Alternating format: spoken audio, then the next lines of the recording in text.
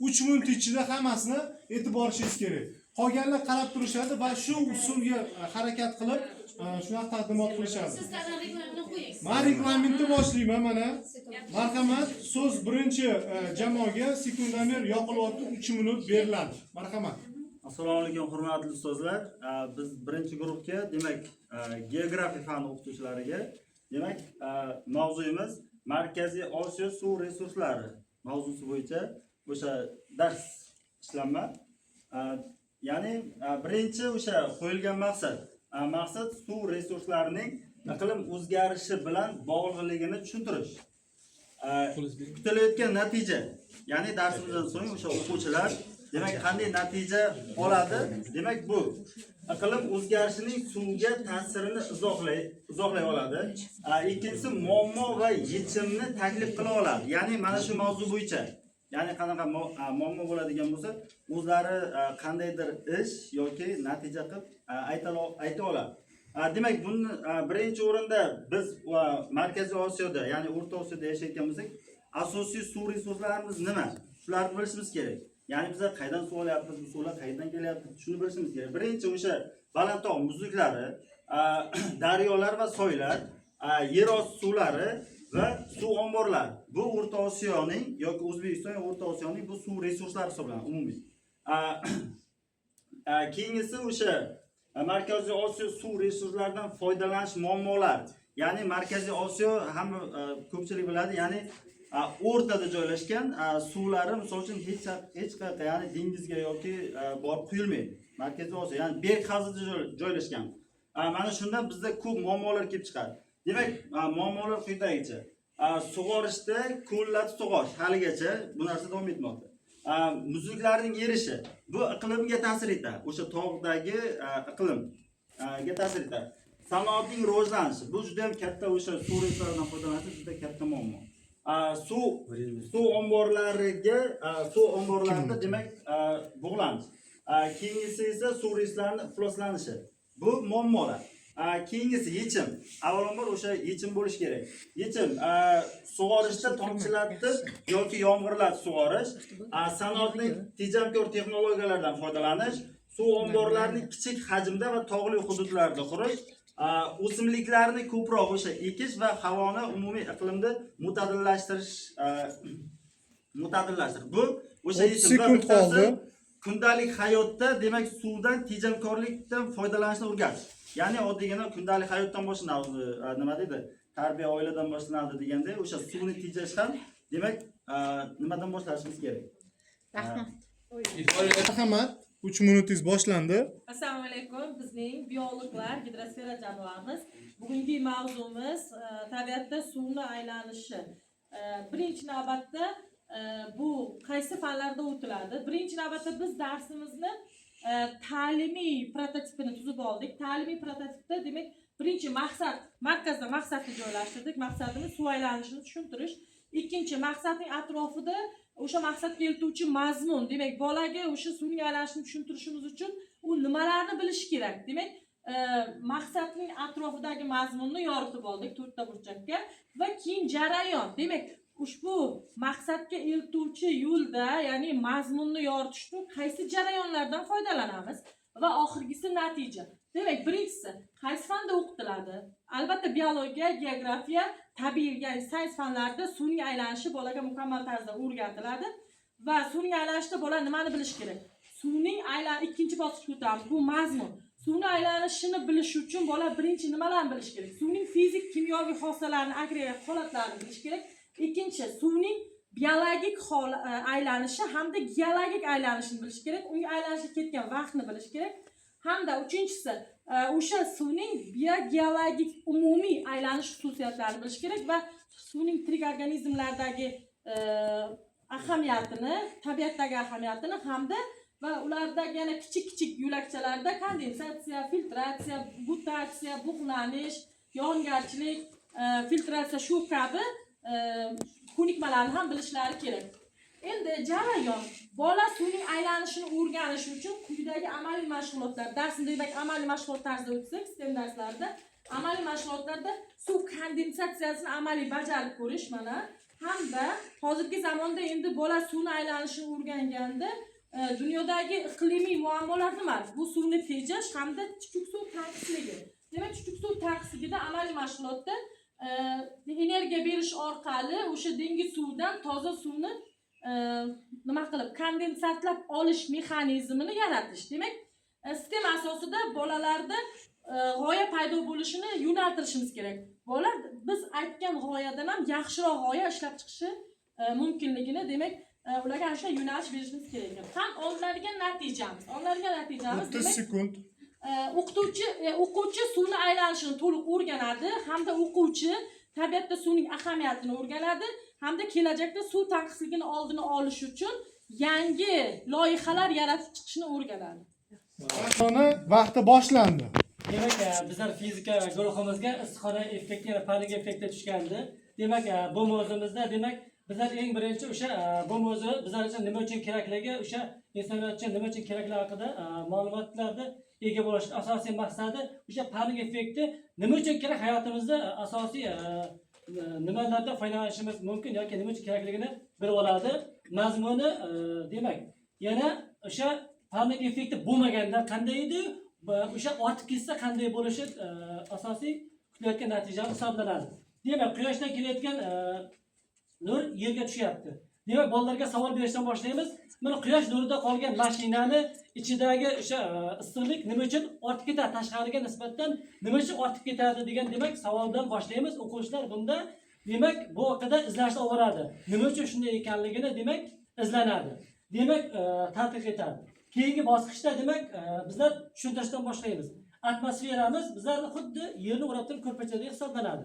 Kelayotgan nurimiz to'g'ridan-to'g'ri yerga tushadi va yerdan qaytadi va shuning hisobiga yerda issiqlik yuzaga keladi. Agar issiqlik quyoshdan kelyapti deganimizda atmosferaga chiqqan sayin demak bu havoning sovib ketishini o'quvchilarda demak tushunchani hosil qilamiz. Agar o'sha nima issiqxona effekti bo'lmaganda nima bo'lardi? Demak, kelayotgan issiqlik to'g'ridan-to'g'ri qaytib yo'qolib ketardi va issiqlik bo'lmagan hisob yer sovib ketib, demak tiriklikning yo'qolishiga olib kelgan bo'lar edi. Endi agar ortib ketadigan bo'lsa nima bo'ladi? Ortib ketadigan bo'lsa issiqlik darajasi juda ham ortib ketadi. Va natijada bu yerda ham demak qurg'oqchilik va hokazolarning ortib kelishiga olib keladi. Mana ya'ni mana binolar turibdi, zavodlar, fabrikalardan chiqayotgan turli xil gazlarimiz demak to'planadi va yorug'likning ko'p marta qaytishiga olib keladi. Bu natijasi issiqlikning ortib ketishiga olib keladi. Bu qurg'oqchilik, suvsizlik va hokazolar demak ortishiga olib keladi. Demak, bunda o'quvchilar guruhlarga bo'linadi. Bu yerda demak sanoatchilar, tabiatshunoslar, tabiat asrorchilar hamda kelajak avlod. Demak, nima? Sanoatchilarni biz zavodlar qurishimiz kerak, insoniyat yaxshi va hokazolar haqida takliflar aytadigan bo'lsa, tabiat himoya qiluvchilar buning zararlari, unga filtrlar qo'yishga va hokazolar haqida demak olib boradi. Kelajak avlod esa ikkalasini ham jamlangan holatda uning muqobil yechimlarini ishlab chiqadi. Demak, ishlatib chiqadi. Hamda o'sha 3 ta guruhga bo'lamiz va ana o'shalari demak ishlatib o'sha natijalarni olamiz. Mavzumiz xavfli ob-havo hodisalaridir. Shu kimyogar bo'lganimiz uchun aynan xavfli ob-havo hodisalariga kislotali yomg'irlar, xavfli yashin, ya'ni monoqaldiroq haqidagi mavzuni oldik. Birinchi biz asosan buni 5 iyunda shu model asosida o'quvchilarga yetkazish maqsadida shu modeldan foydalandik. Unda maqsad qo'ydik, ta'limiy maqsad, o'qib olasizlar. Keyin rivojlantiruvchi maqsad, undan keyin esa tarbiyaviy maqsadni qo'ydik shu mavzuga tegishli qilib. Undan keyin jalb qilish jarayonida biz o'quvchilarga o'sha o'quvchilarga barg ko'rsatamiz, olamizda uni ustiga biz o'qituvchi o'zi biladi qanaqa suyuqlik ekanligini, ya'ni kislotadan tomizamiz. Shu vaqtning o'zida kislotani e'tibor berayotgan bo'lsangiz sulfat va nitrat va nitrit kislotadan tomizamiz, ya'ni aralashmasda va shu vaqtning o'zida o'shada sarg'ayish sodir bo'ladi va o'quvchilarga shunday savol bilan murojaat qilamiz. Suyuqlik tomizilganda tabiiy jarayon, ya'ni o'sha bargning tabiiy jarayoni nimaga yo'qoldi yoki o'zgardi degan savol beramiz. O'quvchilarni yana shunday qilib darsga jalb qilib olamiz. Undan keyin tadqiq qilish qismiga o'tamiz. O'quvchilarga aytamiz, ya'ni 4 ta kichik guruhga bo'lamizda, bemalol kitobdan siz foydalanishingiz mumkin deymiz yoki biz bergan ma'lumotdan materialdan foydalanishingiz mumkin deymiz va o'quvchilarga o'sha sarg'ayib qolgan, chirigan barglar, bundan tashqari o'sha korroziyaga uchragan o'sha metallarni beramizda va shu bilan birgalikda yana tasqaraning ham rasmini berib qo'yamiz. Buni sizlarga savol ma'nosida aytamiz, bu qismini aytmay o'tib ketamiz, nima uchun tasqarani berib o'tyapmiz. Va ularga shunaqa savol beramiz. Metal buyumlar ochiq havoda nima uchun tez zanglaydi? Bagdagi turli dog'lar nimaga hosil bo'ladi? Bizga bergan materiallar asosida o'quvchilar o'zi izlanib, mana shularga javob topadi. Keyin o'quvchilar tushuntirish qismida aynan mana shu tadqiq qilingan ma'lumotlar asosida ular taqdimot qiladi. Taqdimot qilib bo'lgandan keyin o'quvchilarga biz mavzuning asosiy qismi, o'quvchi aytib o'tmagan qismini, nazariy qismini aytib o'tamiz va shu yerda o'qituvchi tomonidan quyidagi bitta tajriba o'tkaziladi. Ya'ni bu yerda biz bilamiz, yomg'ir asosida bitta yomg'ir suvdan olamiz, olib qo'ygan bo'ladi o'qituvchi. Avvaldan tayyorgarlik ko'rgan holatda bittasiga kislota tomizazi, ikkinchisiga esa kislota baholash qismida esa o'quvchilarga aytamiz. Marhamat, mana sizlarning qarshilangizda 3, 4, 5 turibdi.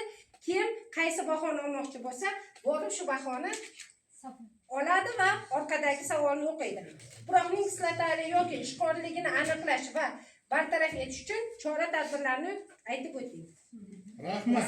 Aziz o'quvchilar, biz bugungi darsimizni asosan loyiha ishlab boshladik. Demak, biz bilamizki, atrof muhitning ifloslanishi nima orqali amalga oshyapti? Albatta, polietilen mahsulotlar. Sizga aziz o'quvchilar, suv orqali mana bu baklashkalarda, axlat sifatida tashlangan baklashkalarda aziz o'quvchilar, sizga maktub kelibdi.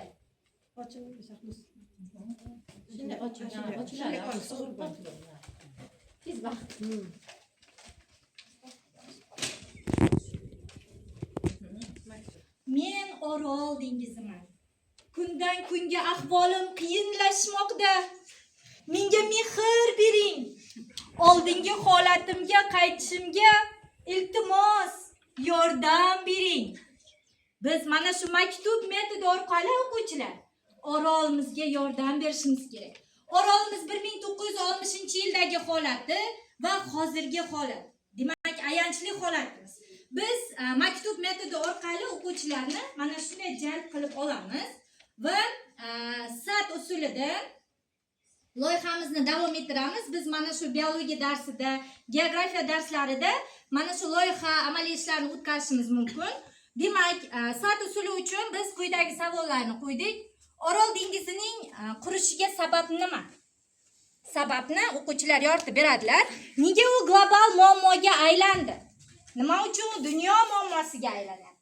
Orol dengizining qurishi iqlim o'zgarishiga qanday ta'sir ko'rsatadi? Biz bugungi loyihamizga bog'ladik buni va biz qanday yordam bera olamiz? Orol dengizining oldingi holati va u yerdagi baliqlar, kemalarning bo'lganligini to'liq yoritib beramiz. Va bunda Amudaryo va Sirdaryo suvlarining to'liq yetib kelishi va Amudaryo va Sirdaryo qaysi tog'dan oqib kelishi yo'nalishlari bilan tushuntiramiz bolalarga va O'zbekistonning mana bu bazasini davlat nimasiga himoyasiga aylantirish maqsadida. Demak, bu yerda Orol dengizining hozirgi holatida atrofida cho'llanishni oldini olish, turli nafas yo'li kasalliklarni, bolalarning nogiron tug'ilishi, asosan Qoraqalpog'iston Respublikasining xalqiga ziyoni haqida tushuntirib beramiz va bu yerda saksovulzorlarning barpo qilinishi va o'zlashtirilgan yerlarni tomchilatib sug'orish gidroponika usuli yordamida Orolni o'z holiga qaytarishimiz mumkinligini tushuncha beramiz o'quvchilarga va biz buni hozirgi yilda eng asosiy dolzarb muammo sifatida natijaga qaytamiz. Demak, bizning natijamiz ekologik qutchaning ichida. Demak, bola nimani biladi? Demak, ekotizim tiklanishi, sho'rlanishning kamayishi, o'simlik va hayvonot dunyosining qayta tiklanishi, suvdan samarali oqilona foydalanishning boshqaruvi, aholi salomatligini yaxshilash. Hamma 3 minut ichida taqdimot qilindi. Juda ham rahmat hammaga. Juda ham o'ziga xos bir taqdimotlar bo'ldi. Agar bu yoqda ijro san'ati ham juda kuchayib ketdi. Bunga ham anaqa nima deydi, qo'shish mumkin bu narsalarni. Hamma o'ziga xos usulni tanladi. Bu nima deydi, har holda fanni yo'nalishi bo'yicha Ijodiy judayam yondashdi. ijodiy yo'l